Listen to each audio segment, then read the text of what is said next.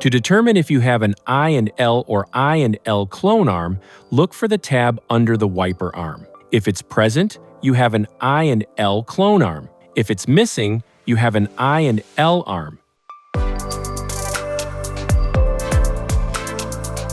Here's how to install a Rain-X Expert Fit Beam wiper blade on an I and L clone arm. First, remove the pre-installed adapter from the wiper blade.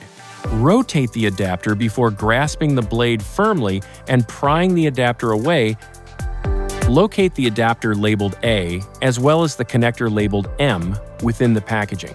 To install, align the A adapter so that the arrow on the top is pointing in the same direction as the arrow on the M connector.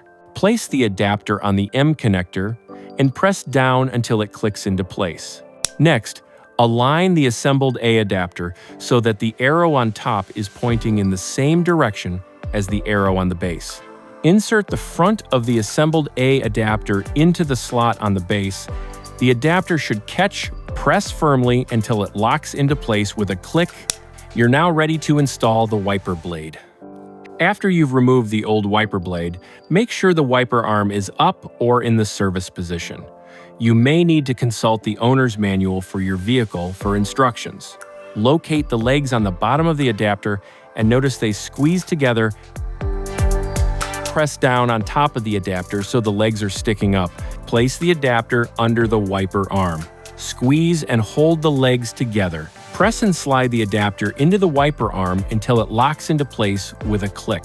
Ensure the tab on the wiper arm engaged underneath the tab on the adapter. Tug on the blade to make sure it's properly fastened and lower the arm gently onto the windshield. Installation is complete.